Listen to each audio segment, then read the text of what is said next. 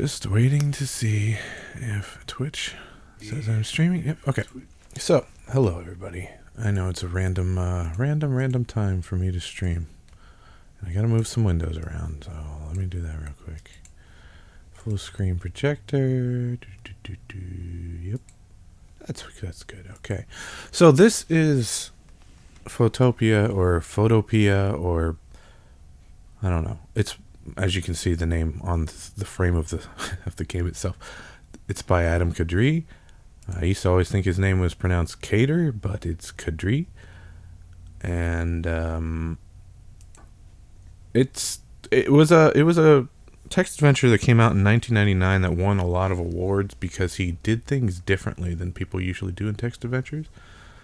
He kind of changed. Well, this says 98, but his website says 99. But yeah, it was kind of a big deal in like the indie text adventure community, and this is how I found out about Adam Cadre, was through this game and then his other games. Someone recently on my YouTube channel commented on I put up a dumb video of me playing Shrapnel by Adam Cadre, which is kind of a short horror-ish thing. And I was testing an audio app to see if I could play it in the car with voice to text and text to speech. Anyway, I posted it because I recorded it. I figured it might as well. And someone commented on it and was talking about this game, and it has been 11 years now since I played this last, which means I've, again, forgotten big chunks of it. It's not a very long game. I'll probably finish this in like, I don't know, hour and a half, if that. Probably less, because maybe an hour, because I've played it before, and I've played it a handful of times at this point. But I always waited years in between. So, anyway, I'm going to get started here. I got to get the mouse in the right window. There we go. Just going to leave the mouse somewhere around here. All right. Would you like instruction? Well, let's see what the instructions say. Yes. Would you like? Okay. So I finished reading the opening paragraphs. What am I supposed to do with this thing? Okay, this is on how to play text adventures. There we go. Will you read me a story? Read you a story? What fun would that be? I've got a better idea. Let's tell a story together. Speeding down Montgomery Boulevard. The streetlights are bright, unbearably bright. You have to squint as hard as you can to keep your retinas from bursting into flame. Welcome back to the land of the living, bud, Rob says. You plan to stick around for a while, or are you going to pass out again? Because one thing I've learned about chicks is that they actually don't like it when you pass out on them in the middle of getting it on. I don't remember this dialogue. You hear me? So if that's like your plan, then I'm dropping you off and showing up solo. You don't exactly remember where the day went, but as you listen to Rob rant on, bits of it start to float back to you. A day on the slopes, the brisk February wind against your face, polishing off a keg at the lodge, those two girls you and Rob had hit it off with, the ones who'd given you their address in town. We should all get together sometime, they'd said. Of course, Rob insisted that by sometime, they'd meant later tonight. You hadn't... well, where did it go? You hadn't been so sure, but then you blacked out before you could argue the point. How Rob came to be driving your car, you're not exactly sure. Apparently he couldn't wait till you were sober enough to drive it yourself. From the way he's weaving all over the road, he also apparently couldn't wait till he was sober enough to drive it either. Rob looks over his shoulder as if about to change lanes, but then turns on the windshield wipers instead of the turn signal. Oops, he says. I know what's going on in this scene, and okay. Talk to Rob. I don't need to capitalize it. You idiot, pull over. That sounds good. Ask Rob about blood alcohol. Only reason I'd pull the car over is to let you out and keep on going, dude. Rob says. Rob looks at the scrap of paper with the address on it as the two of you go screaming through an empty intersection. Oh man, it's a fake address. They gave us no, wait, it's upside down. Oh boy. He turns the paper right side up. Oh hey, they're right on Bartlett Hill Road. Sweet. Sorry about that. Bartlett Hill Road. I think that's going to come up later. I don't know. We'll see. What do I do? Exit car. Open door. Verbose. Photopia is now in verbose mode. Yeah, okay. Just want to make sure I did that. I always do that when I play text adventures. Okay,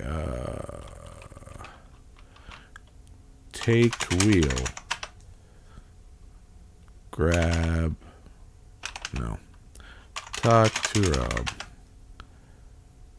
Ask him about his blood alcohol level. Sure. Lower than yours, bud, Rob says. You look up. Hey, it's red. What? The light. You say. You know, red as in stop, but you don't stop. You don't even slow down as you fly into the intersection, and the light stays an unmistakable red. Red.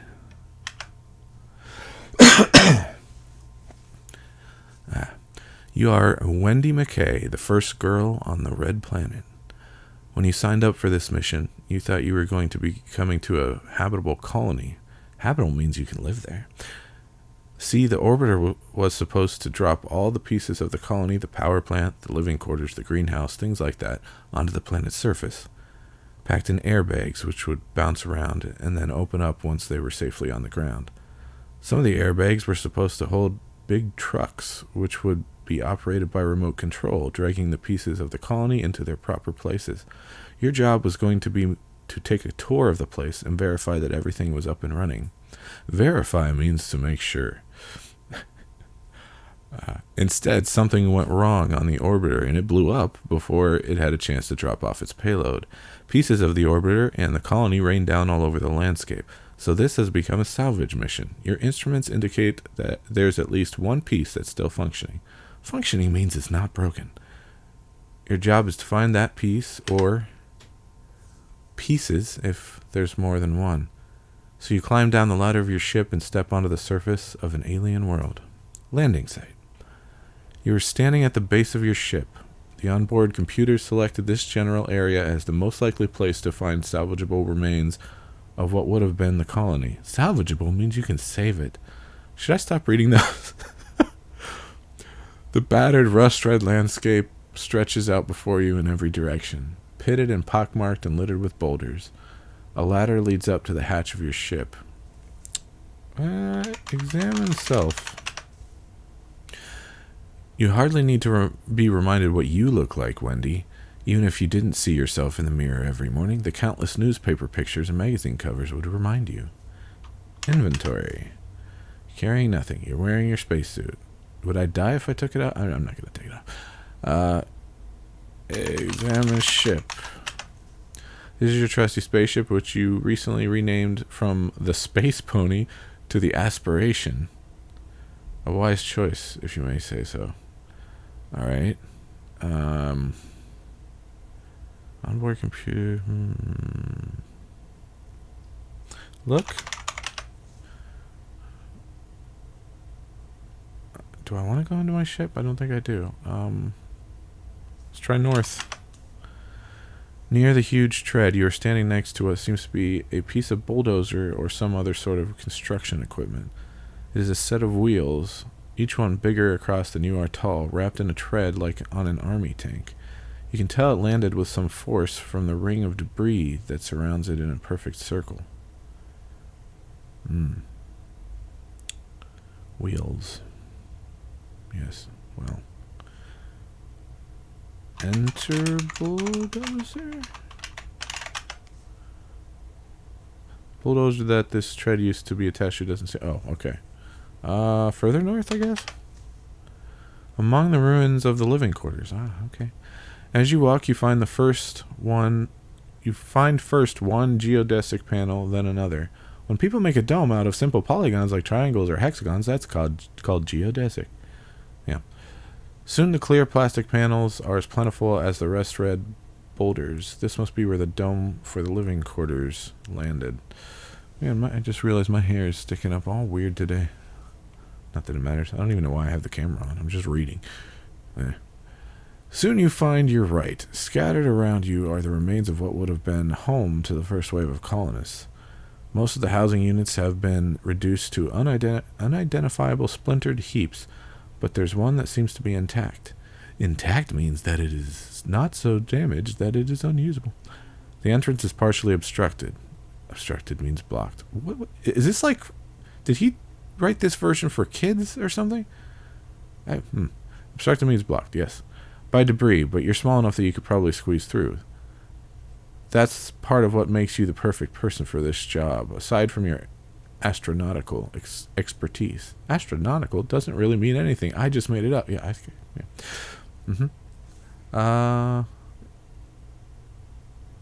Could probably fit through.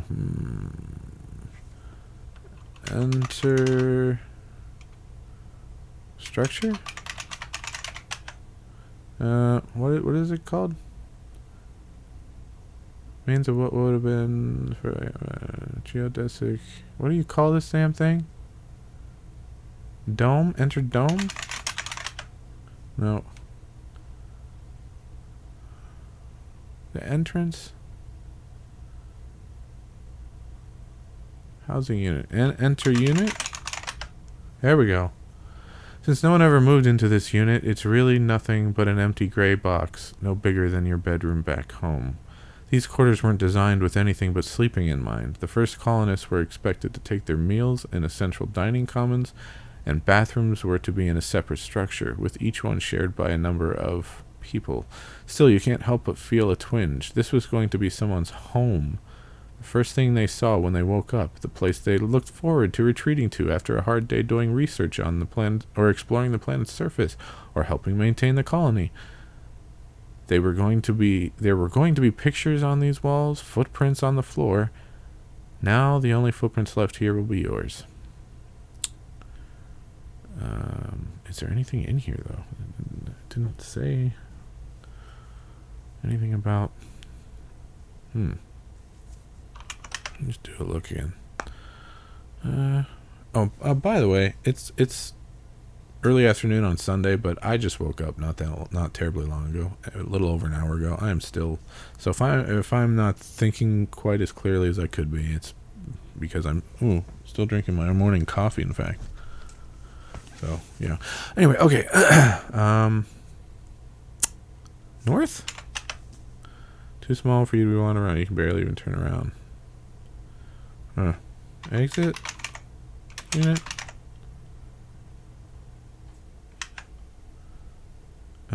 Okay.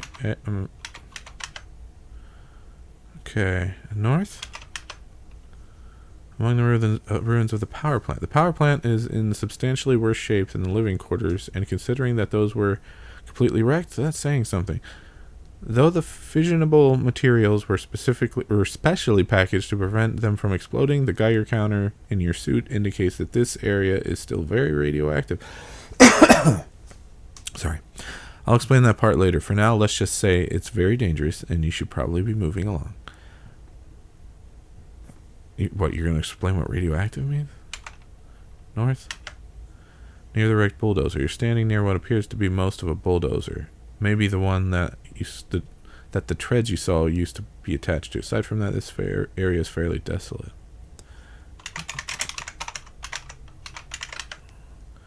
As you attempt to climb up into the bulldozer, the remaining tread gives way, and the cab of the bulldozer comes crashing down on top of you. Only your lightning-quick reflexes save you from being crushed and killed. Whoops. Okay, north. Among the ruins of the greenhouse, the colonization plants called for a central dome where plants designed to thrive in the harsh, lifeless soil of the red planet would be grown and used for food. Everywhere you look are broken containers that once held seed pods and now contain nothing but cinders and ash. Among the scattered seed pod containers, you see one single undamaged one. Take pod? The moment you touch the seed pod container, the clicking in your helmet stops. This is the only item you will be able to save. The clicking in your helmet. Is it like the Geiger counter?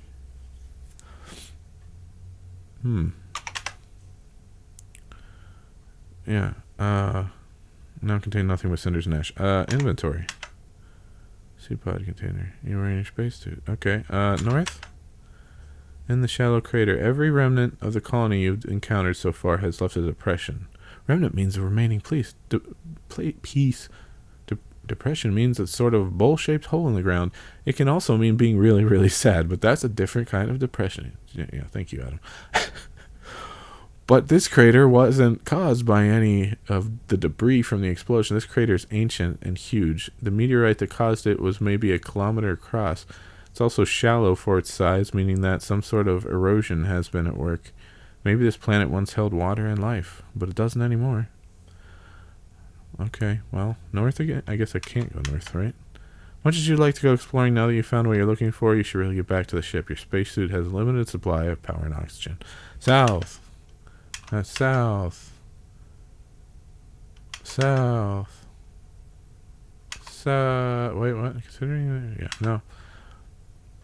South. South. Landing site. I'm gonna go south from the ship. Actually, can I save? Oh. It's in another monitor. Sure, save if it is that. That's fine. Okay. Because I wanna see if there's anything else around here. I don't know. Oh, shit. Okay, well. Gently placing the seed pod on the seat next to you, you rocket back into space, leaving the red planet in your wake. Soon a familiar cloud-streaked blue ball appears on your monitors. You are home again at last. Whoa. You were on Mars? Okay, it was the red planet, not necessarily Mars. But you got there within seconds?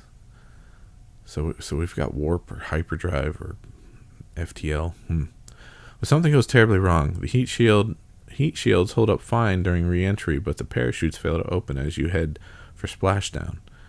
And so you plummet at an incredible rate, the ocean growing closer and closer. You hear a splash. In your home office. Oh, God, I remember this scene. Okay.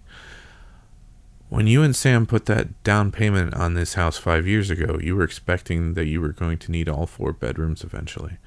But after the complications with Allison, you found yourself a couple of extra on your hands. This one came in very handy when you started telecommuting. You can't say you're exactly glad that this room became an office instead of a bedroom for a brother or sister of Allie's, but you are glad that you and Sam decided not to move into that smaller house you were considering. Your computer screen is, as usual, cluttered with the details of the Peterson account.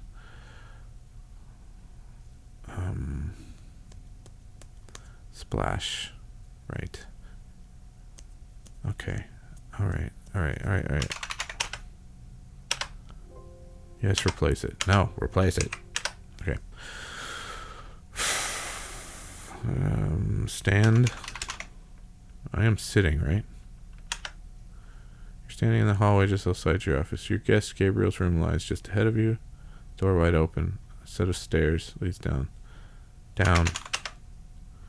Your backyard isn't exactly sprawling, but it was more than big enough to accommodate the swimming pool, which Allison was never supposed to be allowed near, at least not until she learned to swim. Allie is floating face down in the pool. Gabriel pokes his head outside to see what's the matter. Aye, he cries, "Rescue her from the pool. I will call the emergency." Okay. How do I do this? Do I just type rescue Allie? I mean, or should I get in the pool? Allison. You jump in the pool in a matter of seconds, have Allie safely back on the cement, but she isn't breathing. Gabriel comes dashing back outside, telephone in hand. The ambulances are coming, and at the same time I have instructions for CPR, he declares. First, you must tilt her head back. Tilt head back. And tilt her head back. Good. Now you must breathe into her mouth. Breathe into Allie's mouth. Breathe. Oh, E. Breathe.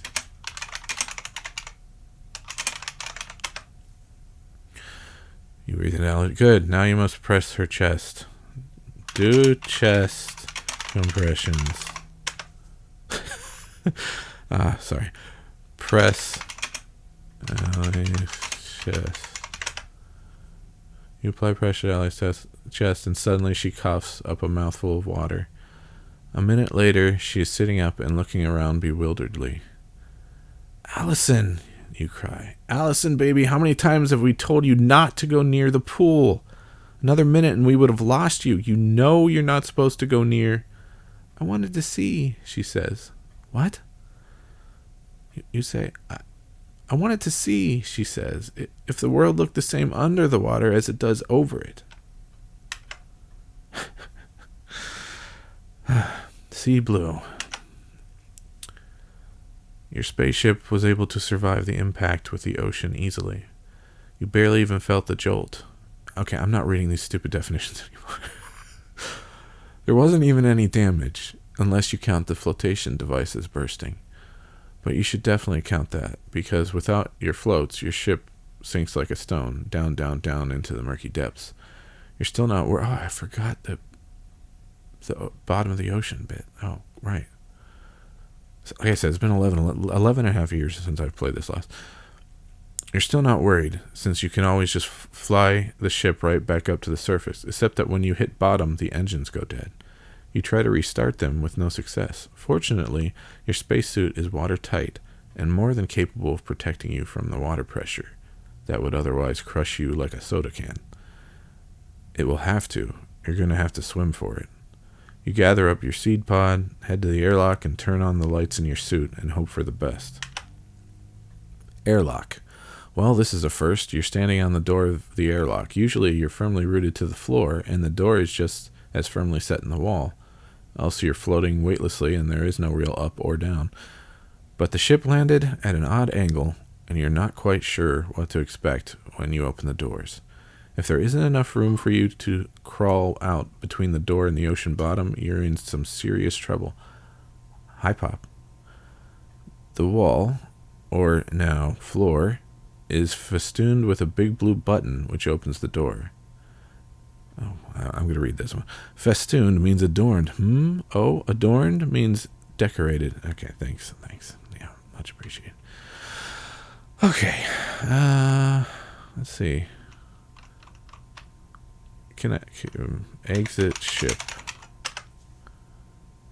Okay, exit. Did I already get out of the ship?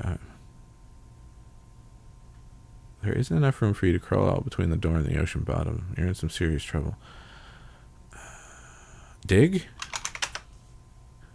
The blue button. Oh, the blue button. There's no need to dig through the airlock. Just open the door. Open door. Or push button. Oh boy. You've had a couple of experiences with explosive decompression where you open the airlock and the rush of escaping air blows you out into space. This time, the rush of water flooding into the airlock smashes you up into the ceiling, or at least now it's the ceiling. It used to be the back wall. Luckily, your suit is able to cushion the blow. Soon the airlock is full of water, and you are able to swim out the door, which closes behind you. In the Great Hall. At first, you're confused. You'd expected the ocean bottom to be centimeters from the open door. Instead, you drift down, down, down, ever down, and when your feet finally do touch something solid, I'm stuck on downs. It isn't the silt of the bottom of the sea, but a stone door. You look up, hoping to see the glimmer of the surface. Instead, you find a stone ceiling far too high above your head to reach, and right where you might expect to find a chandelier, you see the blinking blue lights around the outside of your ship's airlock. Through the hole it made upon impact, you have crashed into an undersea castle. Right. Right. I wish it, gave like a line that's a different color or something, so when you scroll to more text, you can see exactly where you just were. And it always takes me a second to figure it out. Anyway, moldy stone walls stand all around you, dimly visible through the murk. You feel them more than you see them. Chunks of fallen stone from the ceiling lie scattered at your feet. You can barely make out arched doorways leading north and south. Also, at your feet is the seed pod. You lost track of it in the rush of water. You scoop it up. Good, okay. North and south, huh? Well, it's tradition. You just always got to go north first. It's the thing. You're standing in the keep, a fortified tower inside the castle. Shut up. A stone spiral staircase leads upward, but it stops abruptly when it reaches the ceiling. That doesn't make any sense. Up. You take a few steps up the staircase, but decide not to hit your head on the ceiling. What? Why would there be a... What?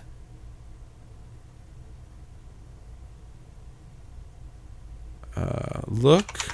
No. Open trap door, maybe? No. Okay. Okay. Let's look again.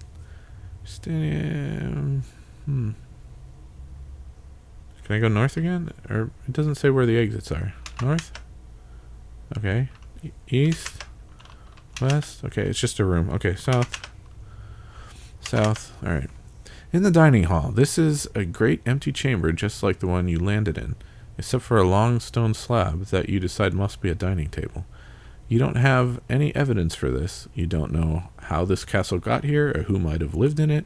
For all you know, they might have been incredibly tall, skinny, water-breathing creatures, and this was one of their beds. But for the time being, we'll call it a dining table. Exits once again lead north and south. Examine table. Several meters long, but only about a meter wide. People sitting at the ends of the table would need to scream to hear each other, assuming they had some way of hearing each other underwater at all. I was about to say, and of course it tells us in parentheses, water actually conducts sound better than air. It's the change from air in your throat to water, and then from water to your ears that makes it sound too muffled to understand, just so you know. Okay, there's nothing on the table?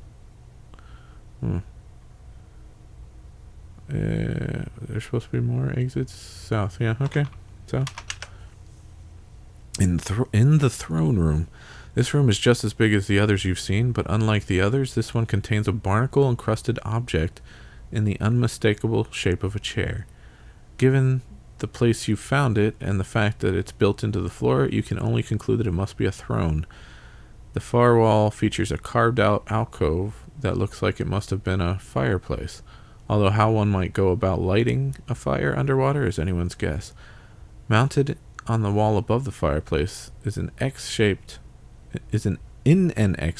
are a pickaxe and shovel. An arched doorway leads east, but is completely blocked by debris. You can also go back the way you came. Take pickaxe. The pickaxe clings firmly to the wall. You tug on it again, and this time the handle moves a few centimeters. Then you feel a distinct click. The castle begins to rumble, with the shaking most pronounced in the direction of the keep. The shovel, which was wedged behind the pickaxe, clatters to the ground, and the rumbling stops. After that, the pickaxe swings back into place. Okay. Take shovel. Examine shovel. Its years underwater, if it has in fact spent years underwater, have done it no visible harm. It seems to be a perfectly usable shovel. Okay. Guess we're going back north, huh? Wait a minute, hold on. Arched doorway. Examine arched doorway. Is it open now? Arched doorway is completely blocked by fallen stone. Whether it's caused by the impact of the crash or something else. Okay. Dig. Doorway? Difficult to do underwater, especially through stone. Okay, fine. Okay. Which way did we go? North. Dining hall, blah, same description, north. The Great Hall. Wait a minute. Wait. Hold on. South. Throne room. Dig. Wait. Examine fireplace. If not for the perfect edges, you think this was nothing more than a hole in the wall. Dig.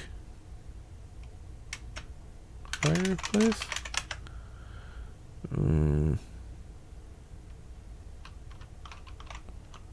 Okay.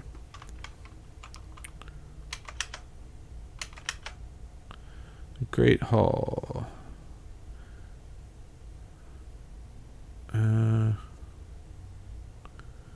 Let's go north again. And the keep, fortified tower, spawn star leads upward to the ocean's surface. There we go. Up. So that staircase doesn't lead to nowhere. Alright. Approaching the surface. You start up the stairs, the murk gradually diminishing as you come closer and closer to the surface. But just as the sun starts to resolve from a general glow into a specific bright blob above you, a vicious rip current pulls you off the staircase and drags you further out to sea. The sheer power of the current throws you for a loop. You thrash in vain against it, crying out in frustration as your muscles begin to cramp from the effort, while you continue to be dragged along further and further out to sea. Finally, you try swimming parallel to shore, and that frees you from the current's grip. For several long moments, you drift aimlessly in the ocean, exhausted. When you do at last get your wind back and take your bearings, you find yourself kilometers from the nearest hint of land. Sighing, you start for shore. Your suit feels unexpectedly cumbersome, but you dare not take it off. Even if it does make you tire that much faster, at least you don't risk drowning. Or rather, you don't risk drowning until your oxygen supply runs out. Luckily, well, you wouldn't drown, you just suffocate. Anyway. Hypoxia? Is that what it's called? Anyway. Luckily, this doesn't happen until your feet at long last touch the shore. You drag yourself onto the beach. Blinding spots dance before your eyes. Your knees give even as you tear off your helmet and everything goes dark. I've passed out like that before. Or, yeah. The spots. Yeah. Okay. Back to Earth, I guess. Everything is dark. No matter how much you strain your eyes, you can't see the faintest hint of light, but whispering voices tickle the edge of your hearing. Listen. Level of 0.15. Oh, God. I am remembering things as they come, and... all right. Listen. Distance call to Asuncion? I don't know. Listen. Frat boy's completely uninjured. Oh, yeah. The guy's in the car, right? Listen. Husband has an excellent... At least she didn't suffer. Listen. Vending machine ate my dollar. No longer in darkness. Light flickers before your eyes. At first you don't see anything familiar, and then suddenly Linda is there at your side. You are in a hospital bed. What? What? You start to ask. Shh, Linda says. You need to save your strength. The doctors say you'll be fine, but it'll take some time. Is she... How? The effort to speak becomes too much, and you have to rest for a moment. How? For a moment, Linda seems confused, then she realizes what you're asking, and shakes her head sadly. And suddenly the room seems colder. Gold. Gold is not the same as cold, but okay, I'll take it. The sand is curiously cold against your face as you wake up, the waves licking at the soles of your boots. Cold and hard. Oh, I just remembered something else, and it has nothing to do with this scene. Okay. Cold and hard, more like gravel or even cobblestone than sand. As you lift your head and look around, you notice something else wrong. The sand is the wrong color. It's darker, more metallic. It's gold. On the golden beach. You're at the south end of the beach, a glittering crescent nestled between the crashing ocean and to the east and towering cliffs to the west, ankle deep in gold. You run your hands through it. Rings, coins, nuggets, and gold dust. drifting down from the sky, collecting in dunes. The dust is everywhere. You run your hands through your hair, and your gloves come out looking like they belong to a statuette. To your relief, your seed pod has washed up onto the beach in excellent condition, though. In excellent condition, though the container it was in is nowhere to be found. Although you thought you'd lost it a long way from shore, your shovel is here too. Take pod. Your head swims for a moment. You still haven't fully recovered from your struggle against the ocean. Take pod. Take shovel. Taken. Examine pod. The seed pod, designed for rapid growth even in a hostile environment, looks sort of like a cross between a pine cone and a small pineapple. Its dip in the ocean seems to have caused wispy green sprouts to emerge from deep inside it. Ooh, it's growing. Okay. I need a drink, so I'm going to drink some coffee real fast.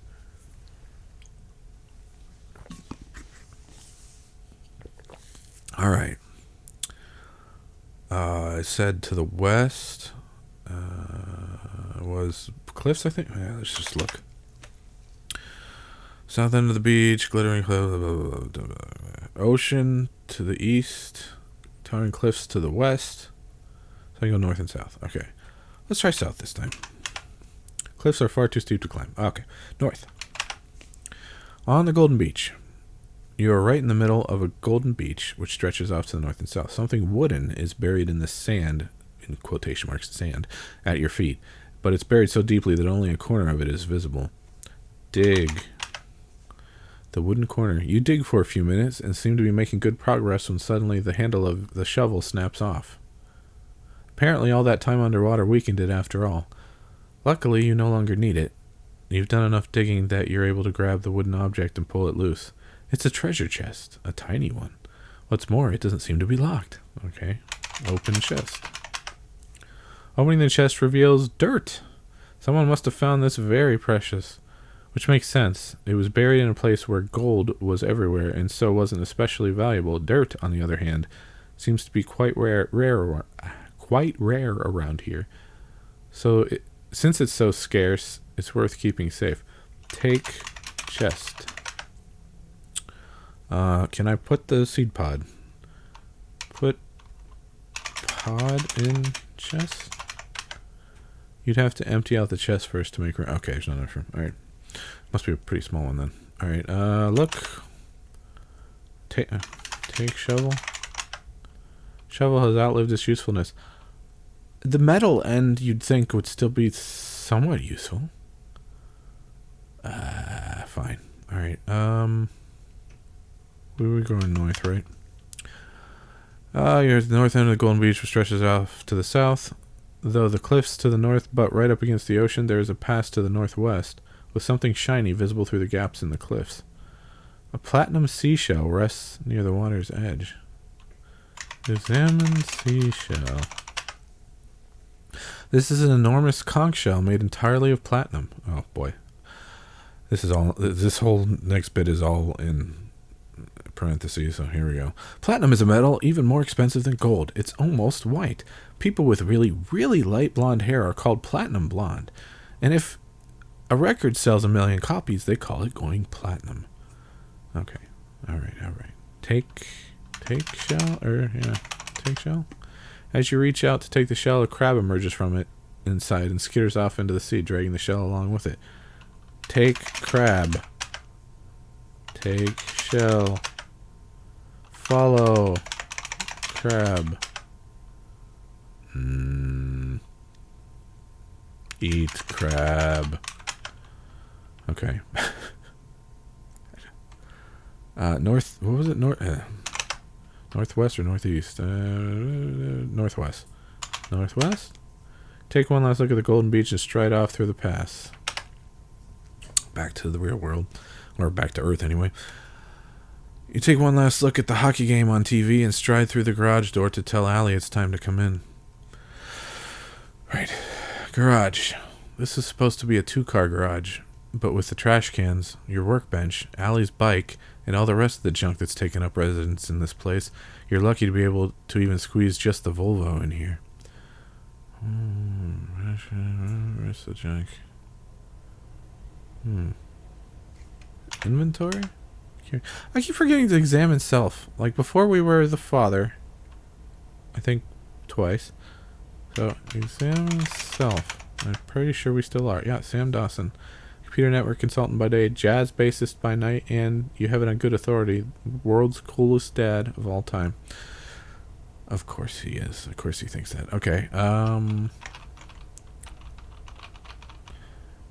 Stride through the garage door. Oh, Allie's in here. Okay. Look. Allie? Is she in here? Or are we going through the garage to get outside? Okay. Look. Which way is... North? You're not carrying a compass. Okay. That's fair. That is fair. You always, in these games, always use compass directions, and the game just... Okay. Go outside. Exit. In the front yard, one of the advantages of living on the outskirts of town is that you are able to get a house with a little bit of land around it. Which isn't to say that you have to walk a kilometer to get to your neighbor's house, just that you can actually take a few steps outside your door and not be on anyone else's property. Yeah, that's always nice. Allie is sprawled on the front lawn, gazing up at the stars. "Hi, Daddy," she says.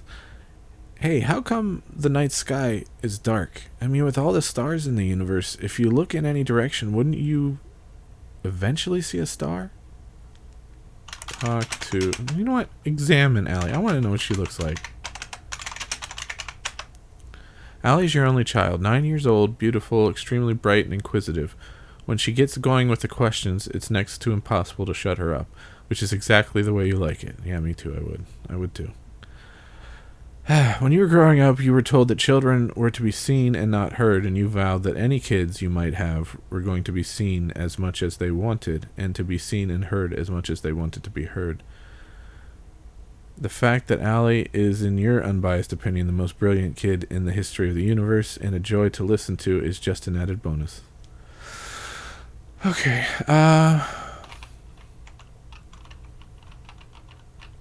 it's weird that I just want to know what color her hair is after that platinum thing, the platinum blonde. I just want to know what she looks like. I don't know. Ugh. Anyway,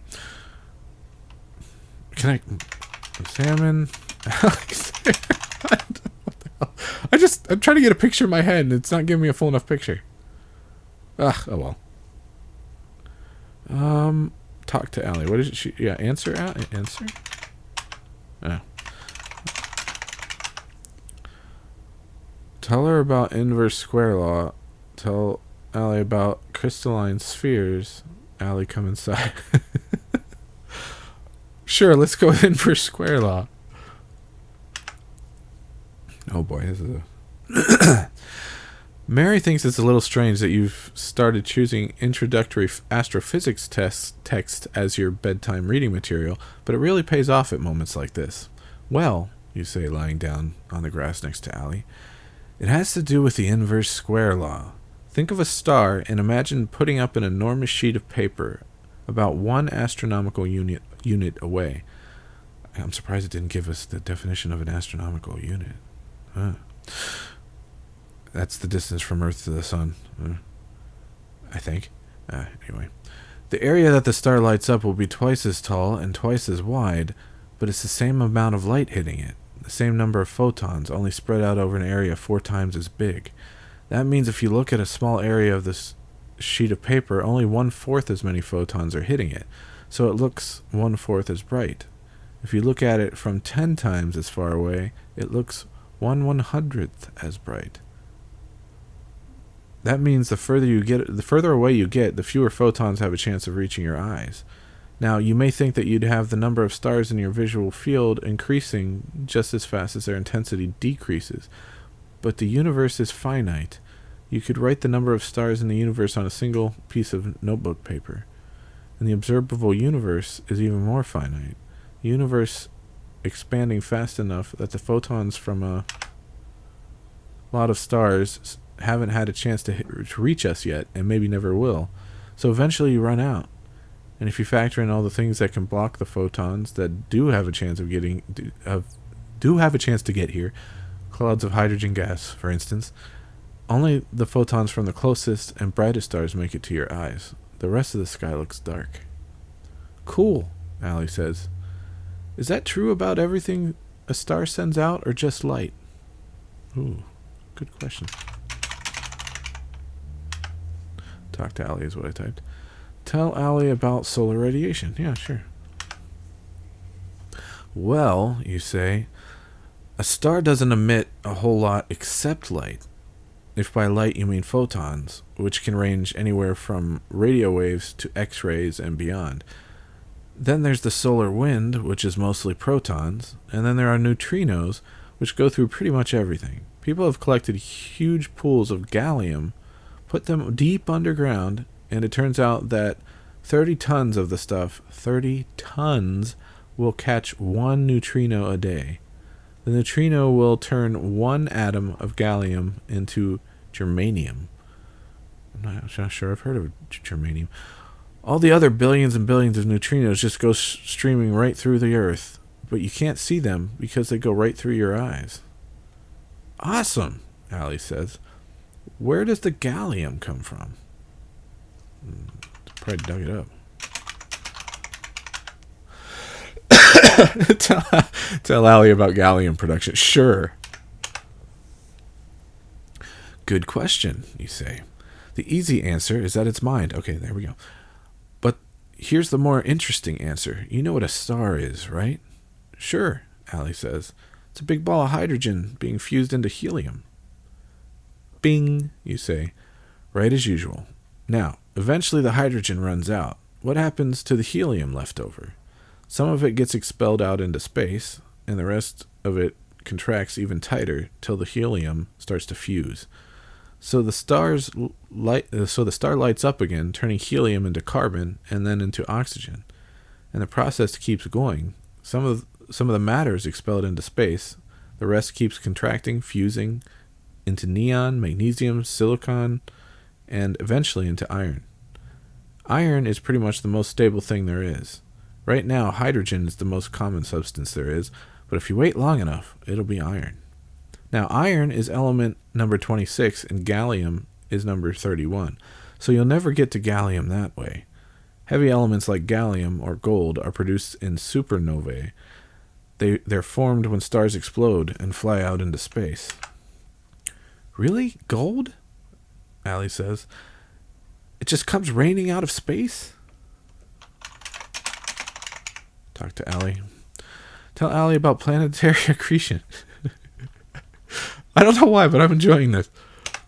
Like a father just explaining all this space stuff to his kid. And it's just, yeah, I don't know. Maybe indirectly, you say. See, the newly formed heavy elements fly out into space and collect in gravity wells, start clumping together. Some end up inside new second or third generation stars, while others get locked up in planets only to get dug up a few billion years later and used for neutrino detection or jewelry or coins. Of course, gold is used in coins because it's valuable, and it's valuable because it's rare, and it's rare because, well, to a certain extent, it's the luck of the draw. Also, it's valuable because when you melt it and it gets shiny, it's shiny. That's why it's valuable. Well, shiny and yeah. Anyway. If you look at a chart of the elements in the Earth's crust, it turns out that iridium and the elements around it are rarer than you might expect. Right after iridium is platinum, which is very precious, and after that is gold, which is just slightly more common and just slightly less precious.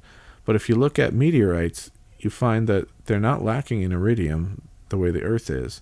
Meteorites are loaded with the stuff, and they've got even more platinum, so it's easy to imagine that there are planets out there where there just so happened to be a lot of gold and platinum in the area of space where the planet was formed, and so they're considered common, while something else like zirconium, maybe, is considered really valuable. I've heard of iridium before, Allie says.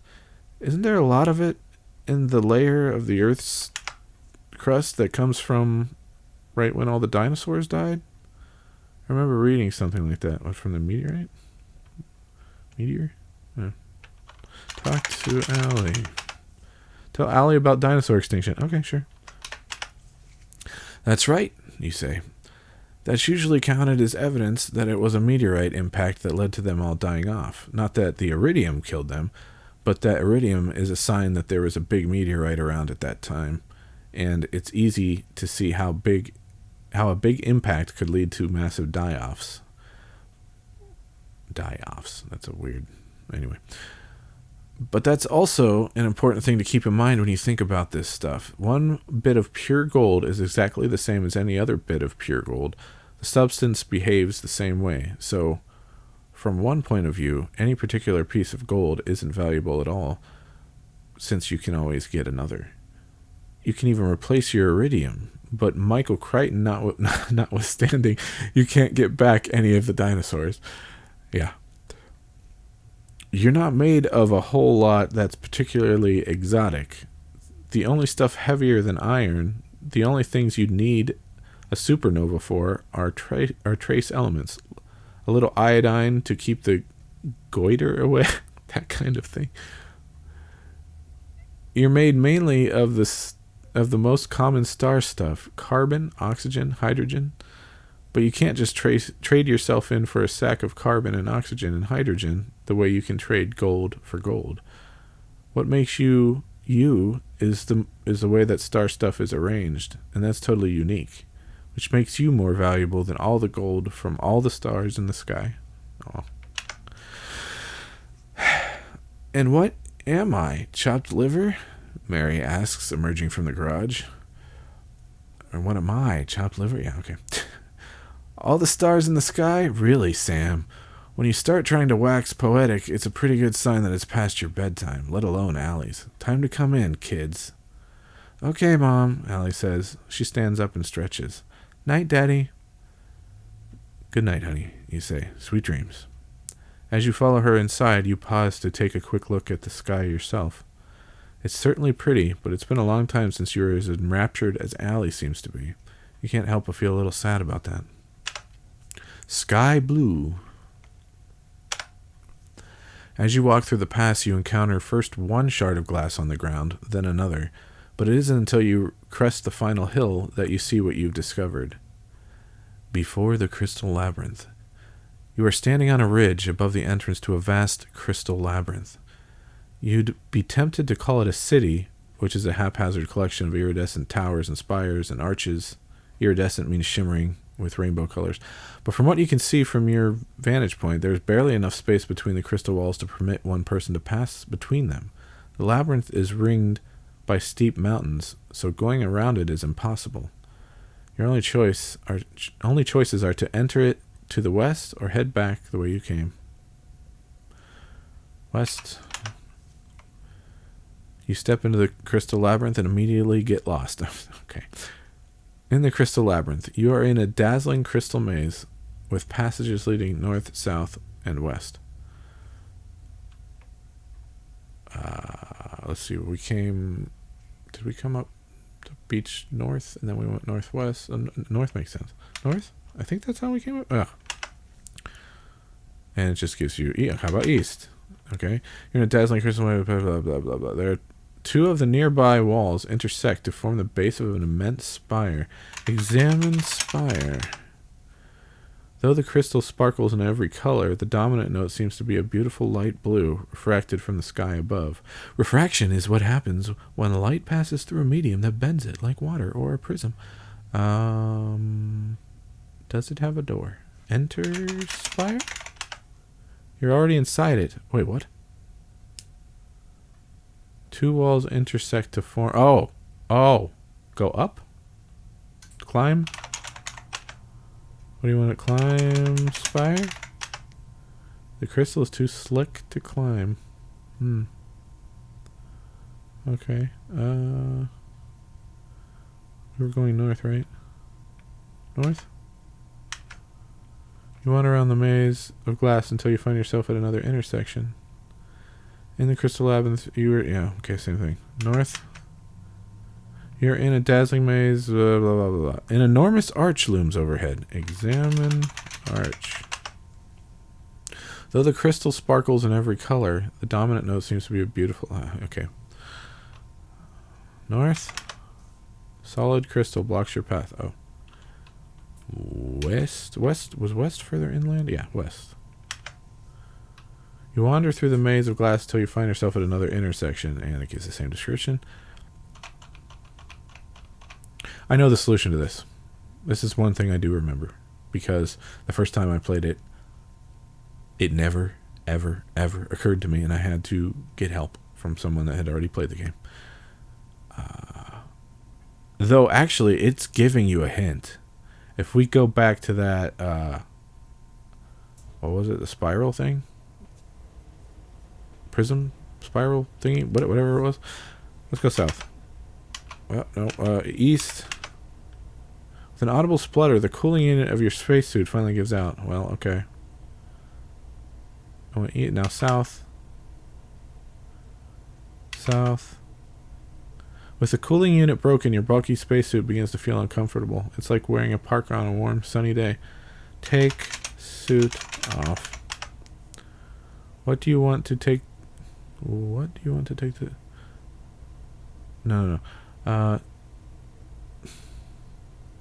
What do you want to take the spacesuit? What does that mean? What do you want? What do I want to take the space? Maybe why do you want to take... No, I have the space. How do I take... Remove suit.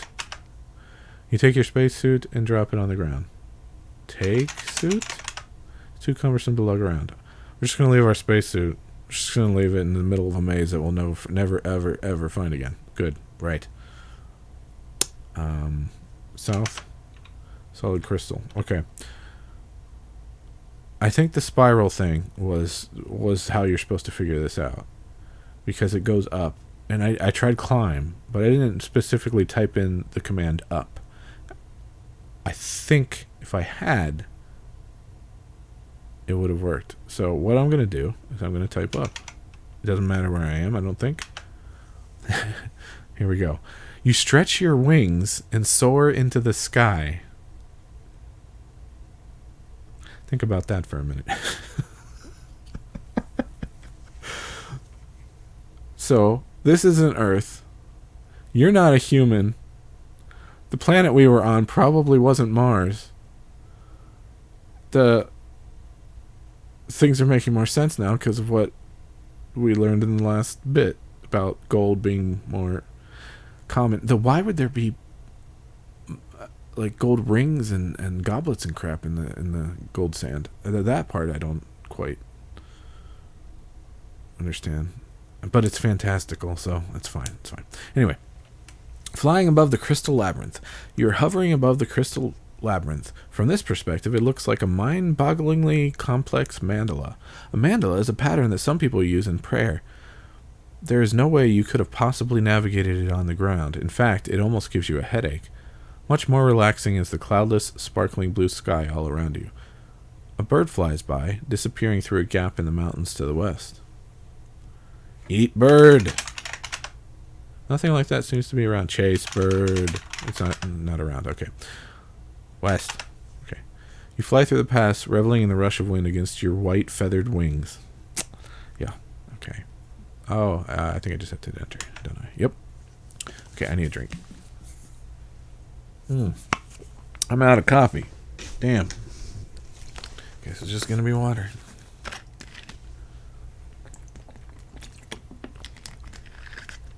Is anybody here watching this? Actually, you know what? If people are here, they're probably listening, and they're probably not even near a keyboard or anything, so it doesn't matter. Okay. She's an angel, and she's an absolute angel. By the way, we're back on Earth. It's back to normal colors. No, can't think like that. She's just a kid like any other kid, completely approachable. Puts her pants on one leg at a time like anyone else. Oops, bad move. Should not have thought about her putting on pants. Concentrate. Focus, power, eye of the tiger. Wax on, wax off. Wait, that's not right. Come on, don't overthink this. Just go in and ask her, "Hey, Allie, what's up? Want to go to the dance with me?" Easy as that. What's the worst that could happen? Well, you could wet your pants. Funny how it always comes back to pants. You walk into the gym. Queensport Middle School Gym. Usually rather damp and dingy, the gym is currently festooned with colorful balloons and streamers in preparation for the big dance Friday night. The first ones went up at lunch, so when you went in for your 5th period PE class, the coach looked around, shrieked, and declared that there was a change in plans and that the class would be playing soccer for the rest of the week.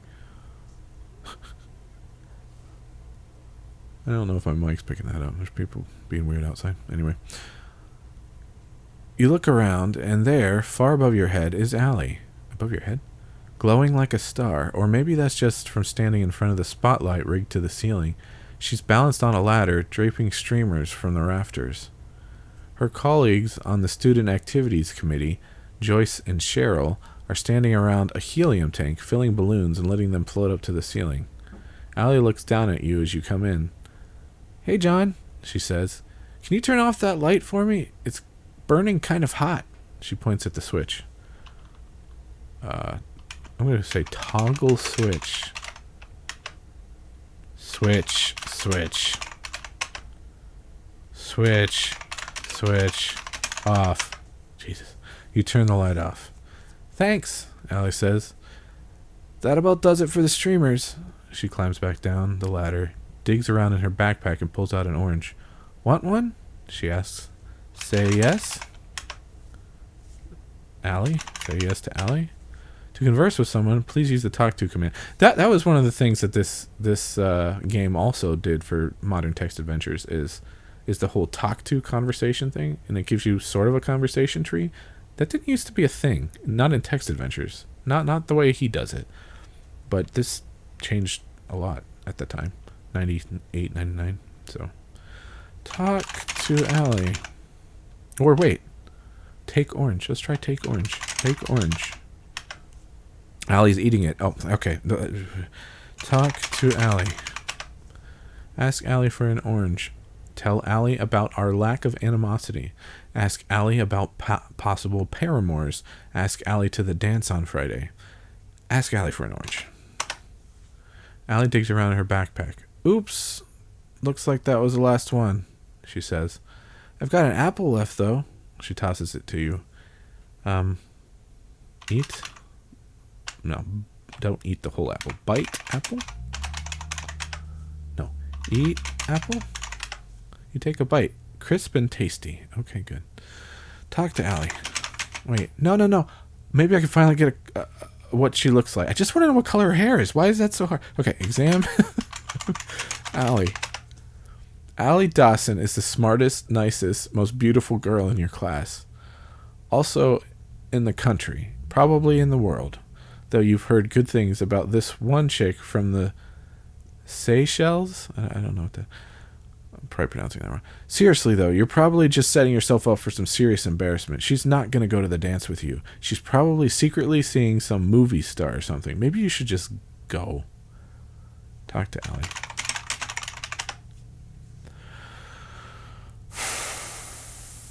It's the same options as before other than the orange. Tell Allie about our lack of animosity. To me, saying that is like encouraging friend zone. Like, hey, we get along pretty good. Actually, no, that could work. I don't know. Ask Allie about possible paramours. I'm just going to ask her to the dance. Ask her to the dance. You take a deep breath. It doesn't take, so you try it again. Well, you say. So I was just kind of wondering whether maybe if you weren't doing anything and weren't already going, whether you might want to go to the dance with me if you want. I mean, it's no big deal or anything. It's up to you. I just thought, why not? There, you think. That was pretty smooth. But Allie shakes her head. Sorry, she says, I'm babysitting that evening. Your heart plummets into your stomach with what you're sure is an audible splash. You're trying to decide whether to throw yourself in front of the nearest bus or if you should just go home and slash your wrists when you realize Allie isn't finished talking. So it'll have to be Saturday, she concludes. Saturday? Wait, so that's a yes? You ask, gaping. Again, I'm trying to find my spot on the page. Sure, she says. It won't be a dance, but I'm sure we can find something fun to do. Can you come by around 7? Saturday, 7 o'clock, 75 hours, 43 minutes, 17 seconds from now. Suddenly, it seems like a lifetime. Oh, there it is. Okay. Fuck. Sorry, language. Driving down Bartlett Hill Road. There's Bartlett Hill Road. As you pass Allie's school, you can't help but notice that the message board outside says, Dance, Friday, Gym, 6 to 10 p.m. There was a dance tonight? You ask. You should have told us. We could have found another sitter. That's okay, Allie says drowsily. You and Miss McKay asked before any boys did. McKay, right.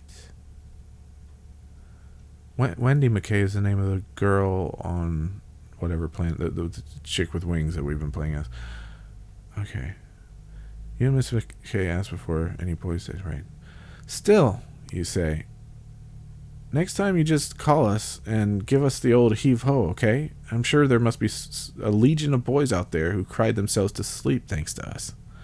Allie smiles sleepily. You sound like my dad, she says. I'm gonna try examine Allie again.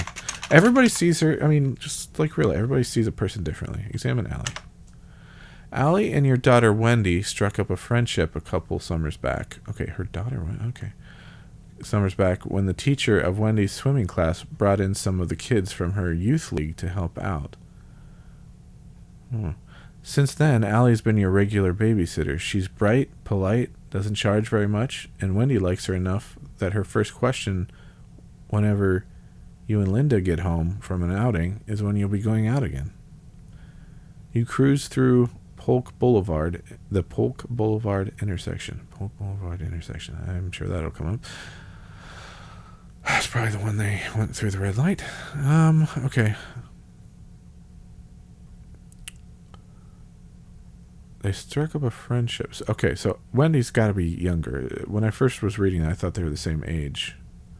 Once swimming class brought in some kids from her youth league to help out. Okay, yeah, so Allie's probably like 5 or something. Or not Allie. Wendy's probably like 5 or something. Allie's, I think we're still in the same time period. I think Allie's in high school. All right, or middle school, whatever the hell. Anyway, talk to Allie. Ask Allie about how I sound like her dad. Tell Allie about Wendy's undying adoration. Ask Allie if she can babysit on Thursday. Ask about how you sound like her dad. Huh? Allie says, oh, it's just that when you were talking about legions of boys crying themselves to sleep, it reminded me of how my dad's always telling me that you're at the age now where you're going to have to deal with droves of grubby little boys vying for your affections, and I just wanted to warn you that I'm bound to show an inordinate amount of glee with every heart you break, so go for it. She smiles. Talk to Allie. Talk about an inordinate glee. Sure, why not? Well, Allie says, when I asked him about that, he said, you see, it's just like Freud said. The parent of the powerless sex always longs to have a child of the powerful sex. And sure enough, after years of having to deal with being on the receiving end of possible rejection every time I was interested in someone, it's going to be a thrill to see my very own kid dishing it out. It's a clear-cut case of Venus envy. You go over the train tracks and through O'Brien Boulevard intersection. Okay. I can't remember. Okay. Talk to Allie. Tell Allie about Wendy's undying adoration. Sure. My daughter loves you. Okay. You know, Wendy's crazy about you, you say. We take her to buy clothes, she wants to dress like you. We take her to get her hair cut, she wants it done like yours. And every time you come over, she spends the next couple of days throwing around words like conquistador and geosynchronous. When she gets an 800 on her verbal SAT, we'll know who to thank. Well, when I was her age, I hated it when people talked down to me, Allie shrugs. So it'd be hypocritical of me to talk down to her. Yeah? Talk to Allie. Ask Allie if she can babysit on Thursday. Oh, fine. Oh, maybe Thursday. Okay. I hate to ask you to come over twice in less than a week, you say, but are you free to come look after Wendy on Thursday? If not, please just say the word and we can find someone else. I don't want to keep you from hanging out with kids your own age. Sure, no problem, Allie says. I don't mind, really. I like spending time with Wendy. Most of my friends are either significantly younger or significantly older than me anyhow. You cruise through the Nelson Boulevard intersection. Wow, all the lights seem to be green this evening. Talk to Ellie. Can't think of anything in particular to say. Examine self. Did I do that? You are Jim Oh, I thought it was her mother. No, it's the guy. The father. You are Jim McKay, an accounts manager at the First Queensport Bank, husband to a lovely ex-teller named Linda, and father to a beautiful little girl named Wendy, who is still much too young to be left home alone without a sitter. The sitter in question is Allison Dawson, currently sitting in the passenger seat. You enter Montgomery Boulevard intersection. And are blindsided by a car screaming down the road with its lights off at 100 kilometers an hour, maybe more. The impact in the passenger side door. The impact caves in the passenger side door and sends the car spinning wildly. The air thick with smoke and the acrid smell of burnt rubber. Allie's blood hot against your face. As you black out, you catch a glimpse of light. And it was green. It was green. It was green. Green.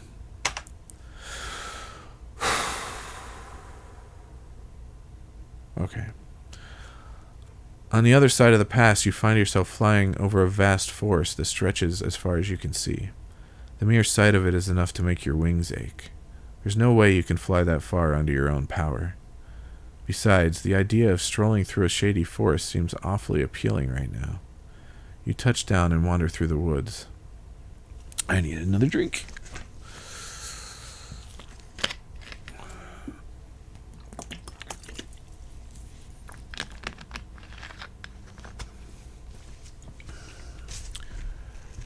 After a few minutes, you reach a small clearing and pause to take a look around. Something is wrong. In fact, everything is just slightly off. The leaves of the trees don't sway enough in the breeze. The subtle sounds of the forest are conspicuously absent. Everything smells sterile and dead, but you can't quite put your finger on why that is. I want to examine self again.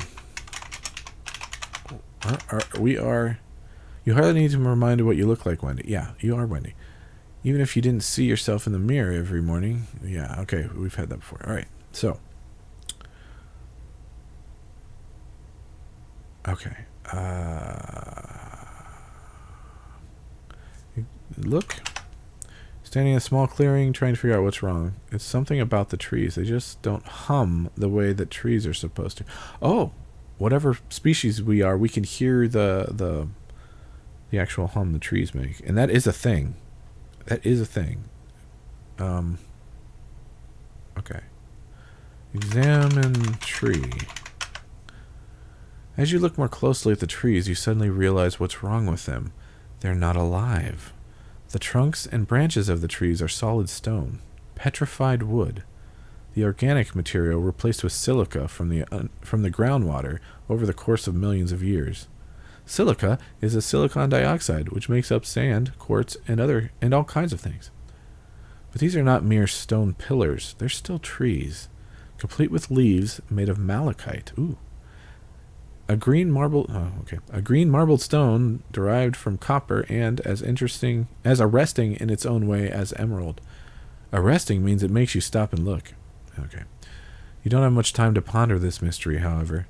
Suddenly you hear a growling in the distance and turn to see a wolf charging right at you. What do we have on us? We have the seed pod. We have the dirt inside the little chest. We left the head of the shovel, which I would have taken and could have been used as a weapon. Talk to wolf. Screw it. We're a bird person or something. Maybe this wolf can speak. Talk to wolf. Unfortunately, you and the wolf don't speak the same language. The wolf bounds closer. It looks as though it's about to leap for your throat. Duck? I don't know. Duck. It's not a verb you can use. We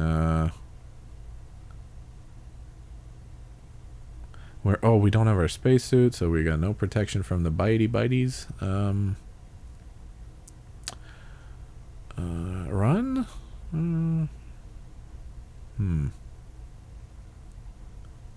Examine wolf? It'll probably just kill me. I should probably save. Let's save. Yeah, go ahead. Use the same. No. Yes, replace it. Yes. Okay. Yeah, I want to examine the wolf. The wolf looks rather emaciated. Oh, he's probably hungry then. Emaciated means scrawny from lack of food. This in no way makes it less terrifying. The wolf jumps at you, knocking you to the ground, and starts playfully licking your face. The danger past, you get up and gather your possessions, the wolf trotting merrily along at your heels. Ooh, pet doggo! That's not a word that you know. Pet wolf. It's not a verb that you need to use. I want to pet the doggo.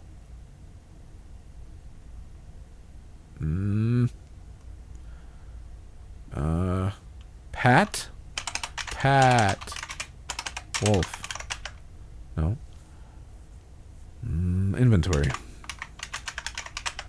Carrying your seed pod, treasure chest, which is closed. Talk to wolf. Unfortunately, you and the wolf don't speak the same language.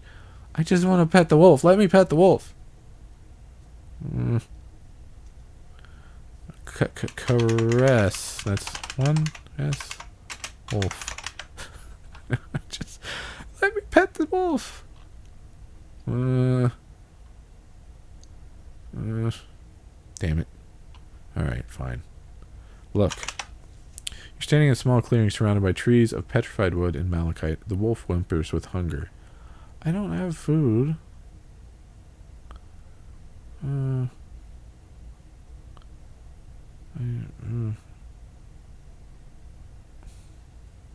Small clearing. North? I don't know. You wander through the forest a bit, the wolf trotting along your heels, but it all looks pretty much the same, and eventually you return to the clearing. Okay. I'm not feeding the wolf the seed pod, I can tell you that.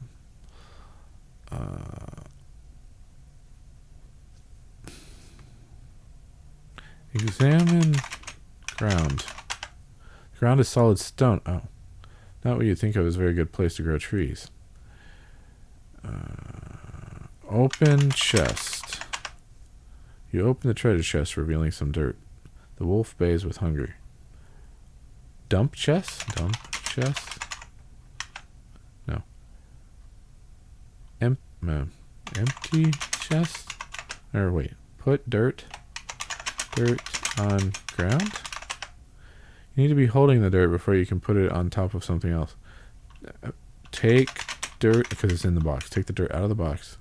Take dirt. Taken. Put dirt on ground. Drops. Okay, drop the dirt. Examine ground. Ground is solid. Okay. Examine dirt. Looks like it's loaded with nutrients. Okay. Put pod in dirt. You plant the seed pod, step back, and wait for it to grow. Nothing happens. You hear a soft chuckling behind you. Well, says a voice. If it ain't pirate-turned-astronaut Wendy McKay, what are you doing in the Queen's realms? You turn around to find a diminutive man with a bushy white beard pushing along a white cart almost as big as he is. Diminutive is another word for small. Who are you? You ask. I'm the local weather salesman, he says. And I'd say that you're not going to have much success growing things without some rain handy. He rummages through his cart. You're in luck, he says. I just happen to have some in stock. Talk to salesman. Ask salesman about queen. Ask for some rain. Ask salesman about wolf. It's queen. Sure. No one's ever seen her, the weather salesman says. No one I know of, anyhow. Makes sense. No one lives long enough in any land that falls into her realm. Looking at her probably turns people to stone. Talk to salesman. Ask about the wolf. Can't be from around here, that's for sure, the weather salesman says. Nothing stays living for long any place that falls into the queen's realm. Turns trees to stone, birds fly away, even the dirt turns to metal. Poor thing probably wandered in, got lost, and half starved to death waiting with nothing to eat. Talk to salesman. Ask for some rain. The salesman says. Normally, I ask for a gold piece, but it looks as though you have enough of the stuff in your hair for me to change my price. He reaches into his cart and pulls out a comb. What say ye? You run your fingers through your hair and they come out golden. Apparently it collected quite a bit of gold dust while you were wandering around the beach. Fair enough, you say. You sit down on the ground, and the weather salesman goes to work with his comb. A few moments later, he gleefully puts 2 handfuls of gold dust into his cart. Then you stand up, and he snaps his fingers. A tiny cloud appears at knee level, raining a trickle of water onto the planted pod. You start to complain, but suddenly there's no one to complain to. The salesman is gone without a trace. And in the end, it doesn't matter. Even this tiny rainstorm does its job. Shortly after the cloud dissipates, the pod shudders, and a full-grown shrubbery erupts from inside, loaded with deep red berries and bright green leaves. The wolf starts nibbling at the berries, first tentatively, then with relish. And with the berries springing forth from the bush as fast as the wolf can eat them, it seems pretty clear that the wolf isn't going to starve to death after all. So while it looks as though you won't have anything from the red planet to hand over to headquarters once you get home, you have saved a life. I need a drink. Hang on.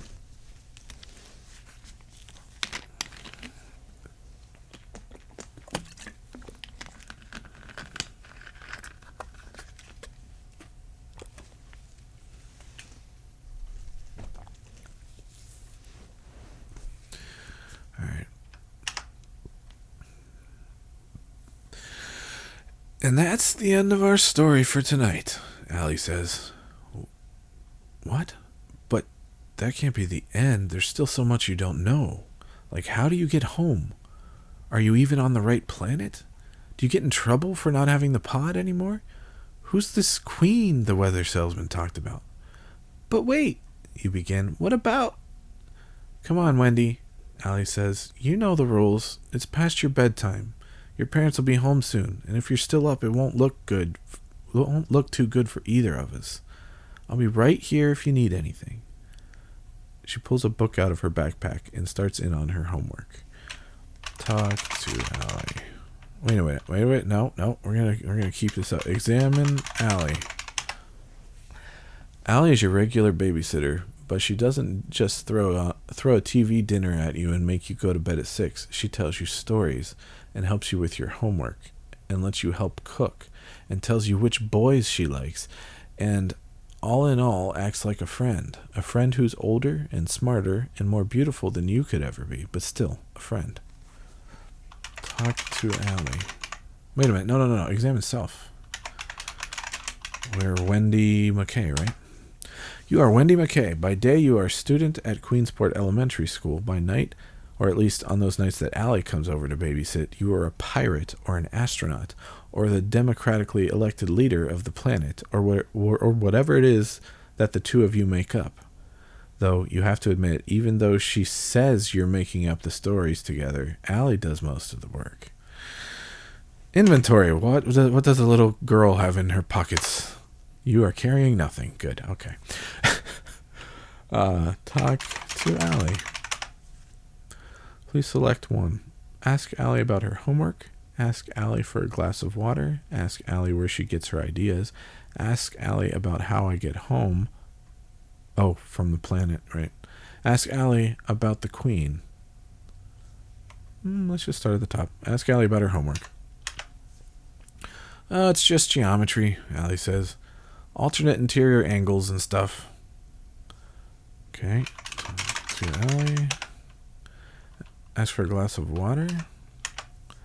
Sure thing, Allie says. She ducks out into the hall and returns a moment later with a glass of water, which she hands to you. Make sure you sip it up when you drink it. Make sure you sit up when you drink it, she says. Ooh, is that in our inventory now? You're carrying a glass of water, inside of which is some water. Nice. Drink water. You gulp down the water. Refreshing. Okay. Talk to Allie. Ask about where she gets her ideas. Allie puts down her pencil. That's not a question people are supposed to be able to answer, she says. Oh, yeah, I can attest to that. Okay. But I can. All that stuff, every bit of it came straight from these weird dreams I've been having. And they're not the only ones. There's another. Are you sure you want to hear about this? Yeah, you say. Okay, Allie says. It starts like this. Purple. I don't remember this. In a dark place, I open my eyes, and I am in a cold, dim, lonely place.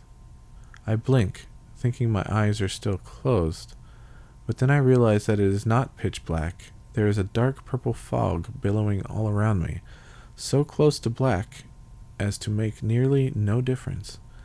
There's a faint purple glow to the stone floor, too, though I might not even notice if it weren't holding me up. Exit. Oh, this is just... It's putting in commands for me, basically. Allie's doing these. Okay. I try to find my way out of this place, but no matter which direction I try, or however far I go, it's all the same. Eventually, and maybe it's minutes, maybe it's days, I can suddenly make out a vague shape in the fog. Look at shape, is what she put in. So, yeah. It's strange because parts of it look distinctly human, but others are just as clearly not. I come closer, and I discover the answer. It's a person sitting in a huge throne made of rock. No, that's not right. It's not made of rock. It is a rock. One single stone in the rough shape of a high-backed chair. Look at person. Her face is turned away from me, but I can tell it's a young woman, dressed in long flowing purple garments. Dressed in royal purple, sitting in a throne. I can only assume that she's a queen or a princess of some sort, but since I don't believe in monarchy, and certainly am not one of her subjects, I don't feel the need to bow or scrape or call her Your Majesty. Hello? I say. Wait is the command she put in. After a moment, she turns to face me, and that's when I start to get really scared. She has my face. She's a lot older. She's got to be at least 20. But there can be no mistake. I'm talking to myself. Normally this would be a sign of impending mental collapse, but luckily it's already a dream. Well, she says, aren't you going to flee in terror? Can't you feel the life seeping out of you already just by being near me? Can't you? Talk to Queen. Select one. Right, it's giving me the interface, but it's giving her the interface. She has 3 options. Ask Queen about herself. Ask Queen why I should be scared. Ask Queen how to get out. Allie chose option 2. Ask Queen why I should be scared. Why should I be scared? She asks. No, I suppose you wouldn't know. Not yet. You're new here. But I suppose I might as well confess. See, I'm one of those girls with a rep. Everything I look at is supposed to die. And it's true. I am the queen of all I survey, and all I survey is long dead. Oh, fuck. But here's the part that no one believes. It was like that when I got here. I start to ask her another question, but she starts talking again. When I arrived here, I was given proprietorship over all the realms I had dreamt of as a child, she says. But those were all places from which life had long since fled. Barren planets and crumbling castles, forests of stone and vacant crystal cities, worlds upon worlds that were mine, all mine, and not a bit of it populated by any living thing. Sure, the occasional fish or fowl might wander through, but any creature that enters my domain either dies or leaves me. Nothing ever stays.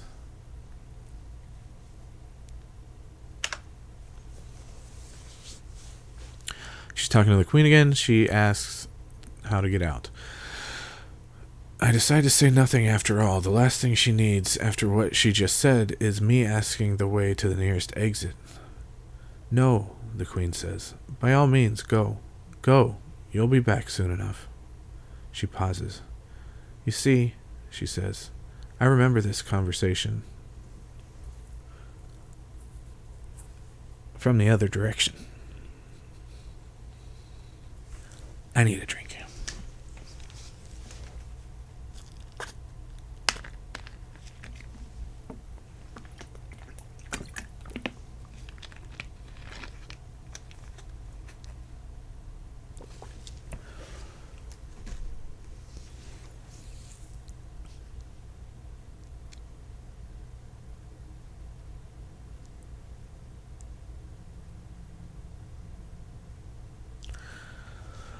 This is hitting me a lot stronger than it should.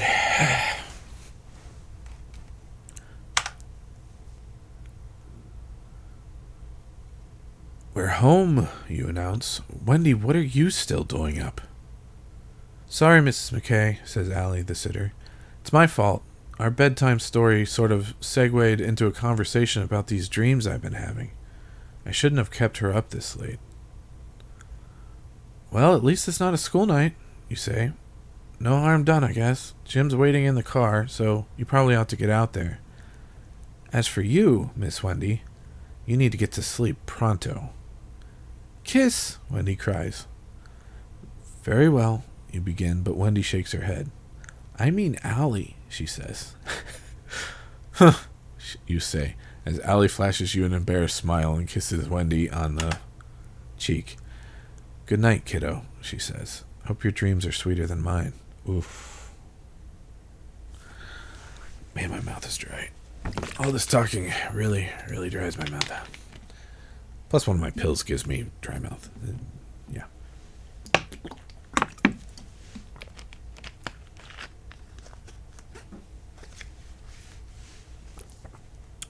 Alright. Examine self. We're Wendy's mother. Linda. You are Linda McKay, freshly returned from the most excruciatingly boring party you've ever attended. The slides were out of focus, the small talk necessitated the use of a magnifying glass, and you had to hear your host share another tidbit of conversational Japanese. You were ready to disembowel yourself with your shrimp fork. Allie finishes stuffing her books in her backpack and puts it on. Okay, see you soon, she says. You follow her out the garage door. Jim's car is waiting in the driveway, and she walks toward it. She is swallowed up in the glare of headlights. Pure white light blazes down on Allie's crib as Sam plugs in the huge screen he ordered through the mail and mounted on the ceiling. Allie rubs her eyes. What is that thing, anyway? Just a fluorescent light? Not at all, Sam says. The Photopia is a low-energy, high-intensity LCD screen with a bunch of different settings. He tosses you the remote. Just push the white button to cycle through them. Examine self. Now we're her mother.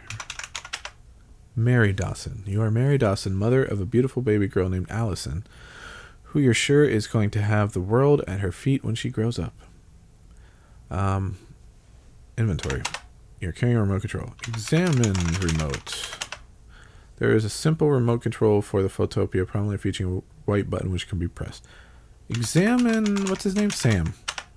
Sam is your husband, who is taken to ordering all kinds of strange things through the mail. Through the mail? Ah, this was done in 98. It would have been online, buddy. Okay. Because this is actually a little bit into the future, if I remember right. But anyway, it doesn't matter.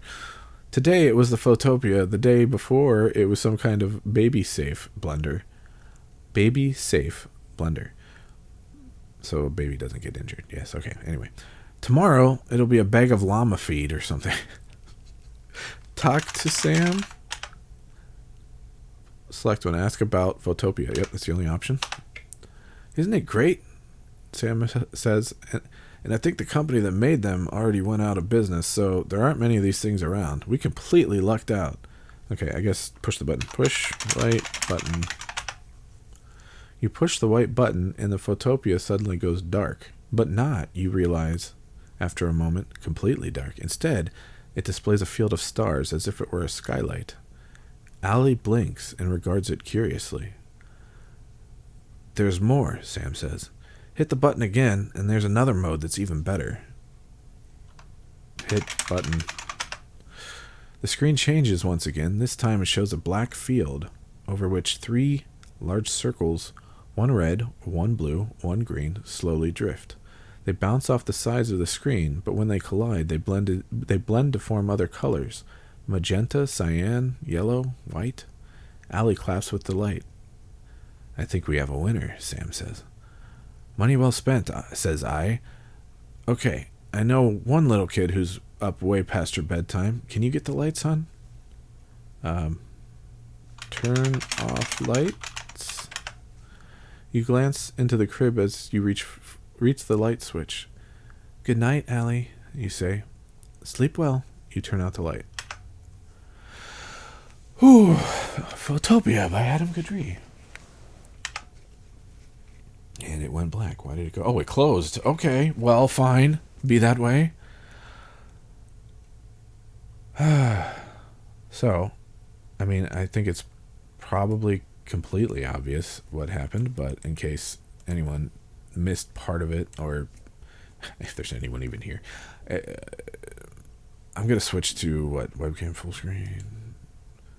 There I am in my glitchy, fuzzy glory. All right.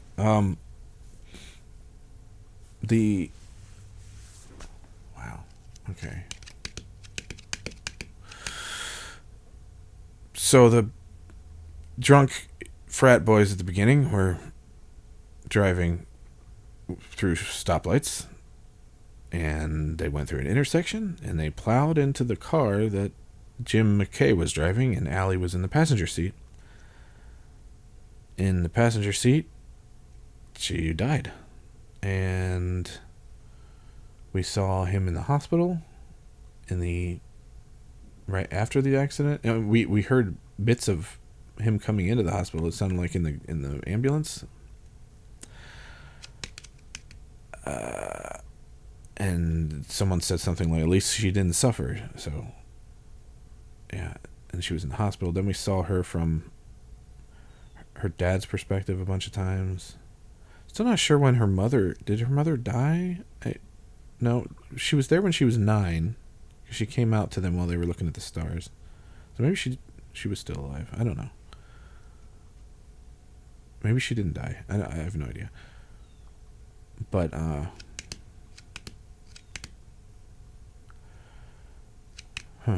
this is the ending, the Photopia thing itself. I'm thinking it caused some of the dreams that she had, which she then turned into the stories that she told Wendy and incorporated Wendy into. I think maybe she had recurring dreams that were caused by the Photopia. And maybe like when she died, her life flashed before her eyes and she saw the dreams again, or... But yeah, she was the queen of all the... And like, it's almost like the afterlife is what... You like she said, you get domain over basically every imaginary place you ever came up with. But it's all dead. Because she's dead. And that's her afterlife.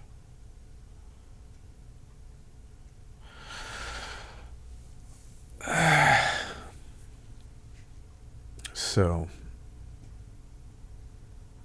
it's funny. I just read earlier on... In fact, I'll pull it up and read it. But on his website... Oops, I forgot to close that. You can't see this anyways. I'm just going to read it out to you anyway, since this is mostly an audio thing. I'm sure you can look at me, but I imagine if anyone was here, they were probably listening. So, okay. Here's what he had to say about it. The 15 people who think I'm famous think so because of Photopia. It's not my best work, and I should certainly hope not, given how long ago I wrote it. But sometimes you have the right idea at the right time, and I had to hit upon a new approach to interactive fiction right when people were ready for it. I have since developed this story for other media, and so, to me, this original version reads like a primitive ancestor of those adaptations. But if you landed at my site following some other link and wondered, who is this guy? Most people would probably point you to Photopia to answer your question. And then he gives a little description of the type. He's written a lot of interactive fiction games. And he gives like a breakdown of what they are. This is game or story. Story, almost no game-like elements, obviously, as we just went through it. Easy or difficult. Easy to make progress, but maybe confusing at first. Good for newcomers, yes. Okay, Photopia was one of the first text adventures I ever played. See, I was born in 85. Didn't really have a computer that I could use at home until my IBM PS1, which was a 286. Text adventures had, at that time, and I didn't get that till like 93 or 4 or something like that. At that time, text adventures were done. I mean, that whole genre was died off. So I never played text adventures back when I was a kid.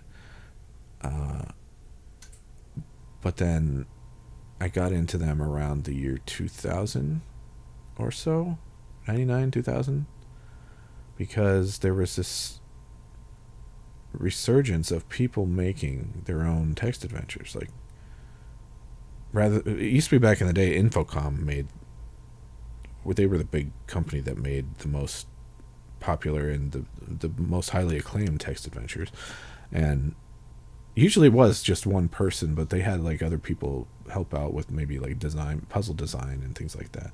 But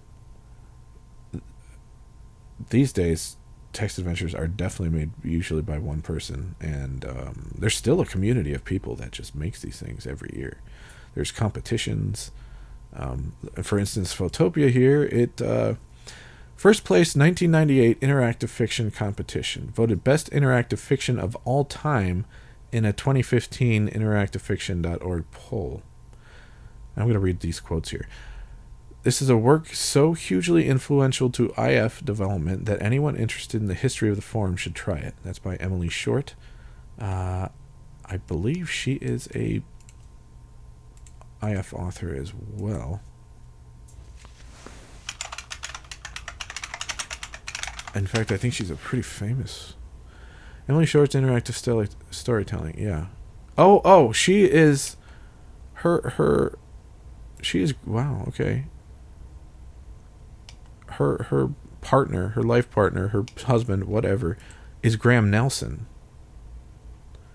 who was big at Infocom and kind of like... Didn't he like kind of start Infocom? Am I crazy? I don't know, look him up.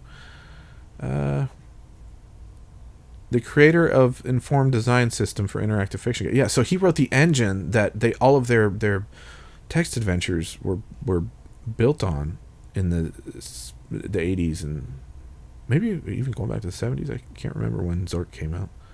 But anyway, He also wrote some of the games and ported some games. Yeah, he's kind of like the father of the what we'd consider the modern-ish text adventures. It started. Emily Short. I didn't realize they were married. When does it say on their website? Interactive fiction, selected works, career. It doesn't really say. Anyway, yeah, that was a quote by Emily Short about this. Then there was from necessarygames.com. They said Photopia is an important video game as a whole to the advancement of our understanding of interactive medium. Then playthisthing.com said, I don't think any other work of art has affected me to the extent that Photopia has. Believe me, if I was not streaming and recording this, I would have been freaking crying. I can tell you that right now. I came very close, as you probably noticed. This game plays differently when you've played it before and you know what the hell's going on. Anyway, yeah, I played this, and then I played Shrapnel, which is another one of his games, which I think had just come out. Let's see, I'm on the website. I should probably be showing you what I'm looking at, but it doesn't matter. Shrapnel came out in 2000. Yeah, okay, that had just come out when I started getting into interactive fiction. I played Photopia first. Then I played a few of his other games. But anyway,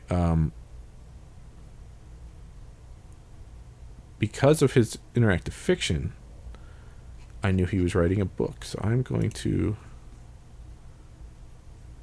on his website here. Boy, he's changed the layout for some reason. It's always been the same for years for the most part. But yeah, I'm going to bring this up on the stream so you can see. There we go. Ooh, it turned my camera off. Interesting. Okay. Ignore all the millions of tabs and mess. Anyway. Ready? Okay. This is his novel that came out, was it 99? Let's go to that.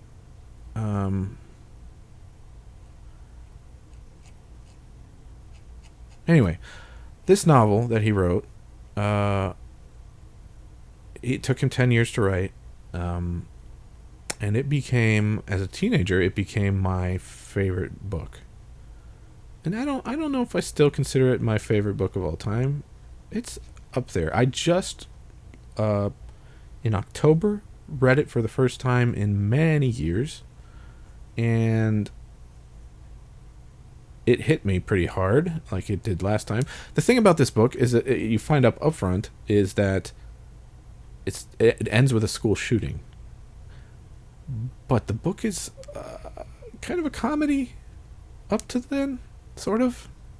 Comedy, drama, weird thing. Kids, main character is a high school kid. It's told all from his perspective. And then a few years ago, he did a second edition of this book.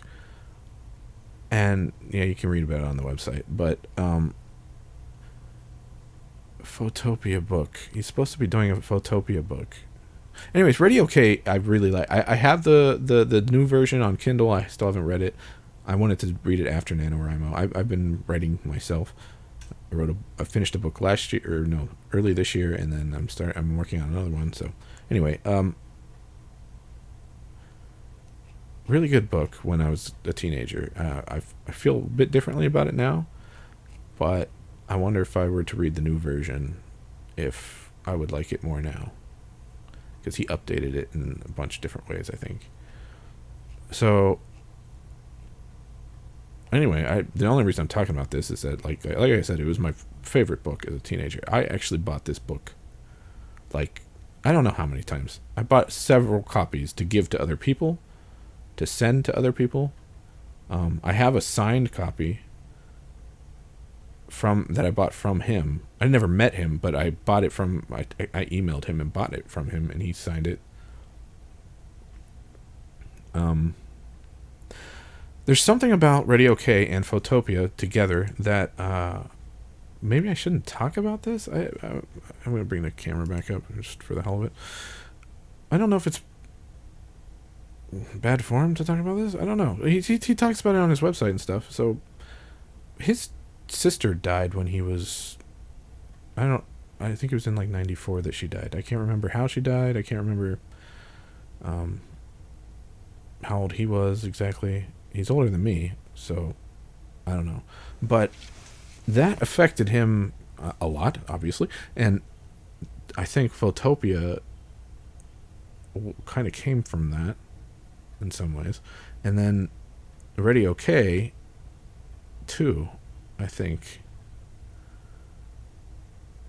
a lot of it came from that, and then like almost every character dies in that book. Anyway, I'm gonna stop streaming. This was, how long have I been streaming? An hour and 50 minutes. Nice. I knew it would be short. Anyway, if anyone here only caught part of this or whatever, I'm gonna be putting it on YouTube after. And yeah, I really like this game. I'm very curious to see the novel. I'm pretty sure I'm looking at the website again. I know you can't see. I'm pretty sure he wrote a screenplay version of it, and like did several versions of it over the years. I think he's still like trying to sell the rights to Photopia or something to actually get it made. And I want to read the book. The book, I'm looking on his website again. It doesn't mention it on the main prose page. If you do read Ready Okay, there are some additional short stories that take place in the same, with some of the same characters and stuff. So if you ever do that, read that on his website. I'm sure they're here somewhere. But anyway, so that's one of my favorite games, Photopia. It's short, sweet. It's a text adventure. And that was it. Okay. I am going to go now. I just decided to stream this randomly today because, yeah, like I said, I posted that Shrapnel video and someone commented about Photopia, and I realized I really needed to play it again. It had been a long time. So, okay, bye.